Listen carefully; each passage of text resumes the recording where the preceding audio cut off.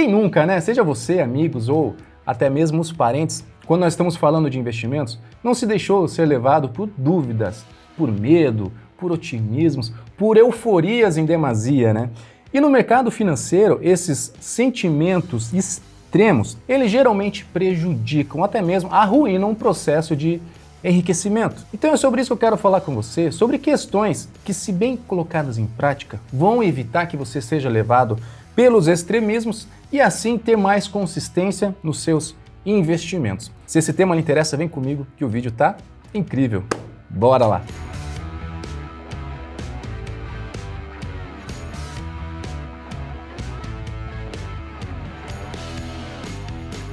Fala investidor, fala investidora, cada vez mais rico, cada vez mais rica. Sejam muito bem-vindos, Paulo Boniati, criador do Saldo Zero. Se você ainda não for inscrito, deixa o meu convite, se inscreva no canal e ative o sininho para não perder nenhum vídeo sobre dinheiro, riqueza, investimentos, prosperidade, assuntos correlacionados. Se você não me segue, me siga também lá no Instagram, por lá temos a oportunidade de interagir de uma maneira mais próxima.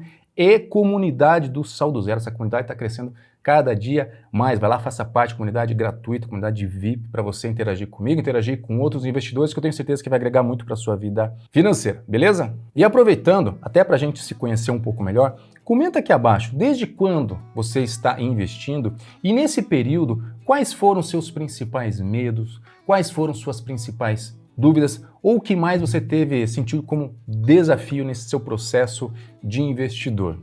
Mas vamos ao que interessa. O que você pode fazer para que você tenha mais consistência nos seus investimentos? O primeiro ponto que eu quero abordar aqui é a questão de o foco na carteira versus o foco nos ativos. O que é isso? A estratégia que eu uso, a estratégia que o Saldo Zero aborda, essa estratégia que eu sempre trago nos meus vídeos, não tem nada de sobrenatural. Nós temos o foco na carteira de investimentos, ao invés de nós termos o foco nos ativos ou nas classes de ativos. O principal objetivo disso é nós pensarmos nesta carteira de investimentos de tal maneira a nos permitir alcançar um objetivo. Depois de nós pensarmos nessa carteira, qual é o propósito e qual é o objetivo que eu quero alcançar, aí sim eu começo a buscar quais são os ativos necessários para que esse time, para que essa carteira de investimentos seja bem composta. Entenda o seguinte, eu não estou preocupado com a queda de um determinado ativo em específico, mas eu estou preocupado se aquele meu time, se aquela minha carteira como um todo está me levando cada vez mais próximo desse meu objetivo. Você quer um exemplo? No ambiente de trabalho, vamos supor um projeto, né? Muita gente trabalha com projetos nas suas empresas. Esses projetos, eles são compostos por diferentes pessoas. O objetivo maior aqui é que aquele projeto ele seja colocado em produção, ele seja concluído num determinado período de tempo.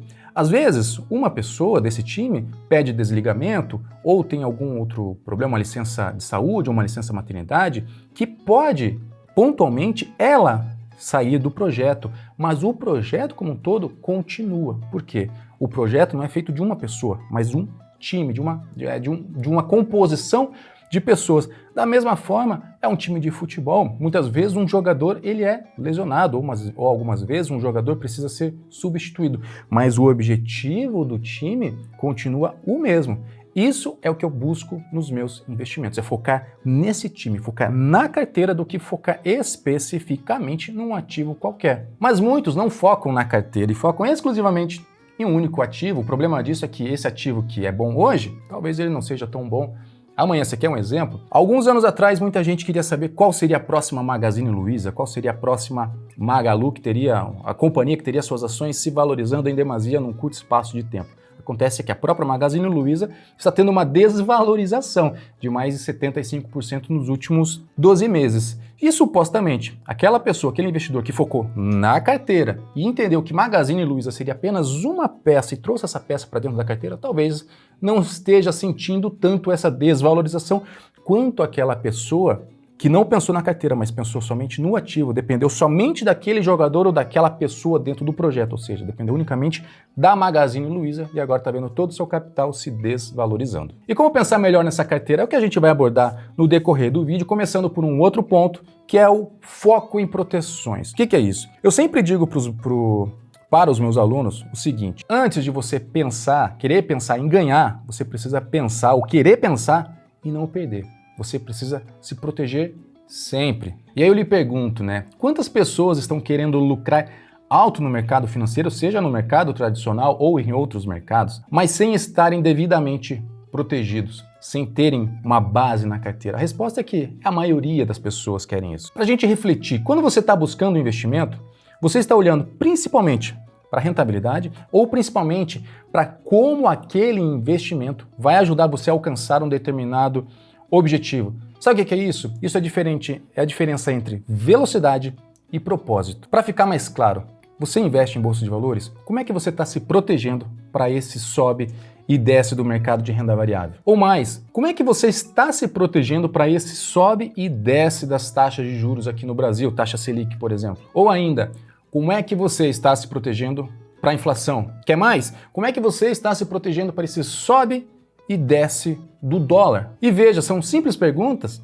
mas que geralmente vão diferenciar aqueles que são investidores para aqueles que são meros aventureiros, que na verdade é a maioria das pessoas. E como eu sempre gosto de alusão, a gente pode trazer um exemplo que acho que fica mais claro ainda.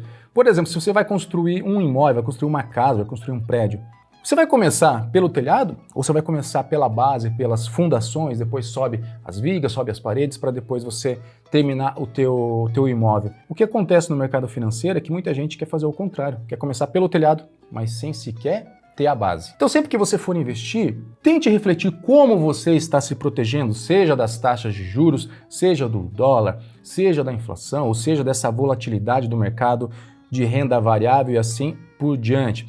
Eu vou deixar para você 2 cards aqui que eu acho que vão agregar como conhecimento e vão te dar pistas do que você pode fazer e do que você pode analisar para verificar se você está protegido ou não. Próximo ponto que eu quero abordar com você seria um tanto óbvio, mas as pessoas se esquecem que o curto e o médio prazo, eles são diferentes do longo prazo. O que eu quero dizer? Você precisa separar os seus objetivos de curto e médio prazo dos seus objetivos de longo prazo. Consequentemente, os seus investimentos também precisam estar separados. Você precisa selecionar investimentos específicos para o curto e médio prazo e investimentos específicos para o longo prazo. Eu acho que nós estamos num momento excepcional de exemplos. Na verdade, é um tema atemporal, mas nós temos que convir que a Bolsa de Valores, ultimamente, ela está numa volatilidade insana. A gente ficou ali 4, 5 meses com a bolsa lateralizada, depois caiu e agora nos últimos dias deu uma recuperada. Mas vamos supor o seguinte, que uma pessoa qualquer tenha pego boa parte do seu capital, né, e colocado tudo na Bolsa de Valores. E aí até aí, né, enfim, tudo certo, até que algum motivo, alguma perda de emprego, algum motivo de saúde ou questões adversas, essa pessoa precisou resgatar aquele capital antecipadamente. E agora, com desvalorização, e às vezes uma desvalorização até acentuada. E aí, o que essa pessoa faz? Vai resgatar menos dinheiro do que tinha investido e depois sai por aí falando que perdeu dinheiro na Bolsa de Valores e que Bolsa de Valores é cassino. E por que isso acontece? Porque é uma pessoa que se utilizou de investimentos que tem mais foco para o longo prazo, para objetivos de curto e médio prazo. E como que isso poderia ter sido resolvido de uma maneira muito simples? É o que nós chamamos, por exemplo, de reserva de emergência, aonde o tipo de investimento que você vai usar para uma reserva é totalmente diferente do que uma bolsa de valores. E o que eu vejo é muita gente querendo pular etapas, já quer partir direto para a bolsa de valores. Gente, bolsa de valores, longo prazo. Foca no longo prazo que você não vai ter problema. Se você focar no curto e médio prazo, você pode sim sair perdendo dinheiro. Não se esqueça, tá? Objetivos de curto e médio prazo, você vai se utilizar de investimentos também para curto e médio prazo, um CDB, um Tesouro Selic, enfim, tá? Existem opções para curto e médio prazo, tem vídeo que eu já fiz, depois você busca lá, investimentos para curto e médio prazo, o que você pode usar. Mas investimentos de longo prazo, 10, 20, 30 anos, aí sim você tem outras opções muito mais rentáveis e menos voláteis quando nós olhamos um período maior, beleza? Então, cuidado, não se precipite. O próximo ponto que eu quero trazer aqui é o cuidado que nós temos que ter com o modismo, né? Ou o efeito manada, que muita gente diz. Tem uma frase icônica do Warren Buffett que ele diz o seguinte, que nós devemos comprar aos sons de canhões e vender aos sons dos violinos. Por que disso? Ele diz o seguinte, nós temos que comprar algo quando está barato, quando alguém não quer, e nós temos que vender quando algo está muito caro, que está todo mundo querendo comprar. E é algo que é paradoxo. Por quê? Porque a maioria das pessoas faz exatamente o contrário. Vou te dar alguns exemplos. Lá de 2010 a 2016, quando o nosso mercado não estava andando tão bem, poucos ousavam a comentar sobre o mercado acionário. Poucas pessoas estavam investindo no mercado acionário. Por quê? Porque as taxas de juros no Brasil estavam muito altas, o mercado brasileiro não andava muito bem, ou seja, era melhor você investir na renda fixa do que investir na renda variável, quando na verdade você deveria estar comprando renda variável porque as ações estavam muito baratas. Agora, de 2018 a 2020, o que nós vimos foi exatamente o contrário. Uma euforia, um bull market tomando conta do nosso mercado e ninguém mais queria ouvir falar de renda fixa. Mas justamente quando as ações estavam cada vez mais caras e o brasileiro entrando cada vez mais com capital na bolsa. E atualmente, 2021, 2022, a moda está onde? A moda está em levar o seu capital para o exterior. Eu já fiz um vídeo falando sobre isso, mas nós estamos vivendo a moda que o Brasil já era, Para que investir em renda variável no mercado brasileiro no momento onde a nossa bolsa está super barata? Depois assista esse vídeo, não sei se vai caber no card aqui, qualquer coisa eu deixo na descrição do vídeo. Então assim, gente, o ensinamento desses grandes investidores não é nós comprarmos ao som dos canhões e vendemos ao som dos violinos. E eu lhe pergunto, o que atualmente está sob o som dos canhões e o que atualmente está sob o som dos violinos? E eu não posso culpar o novo investidor, porque o novo investidor ele está nessa curva de aprendizado e erros são normais.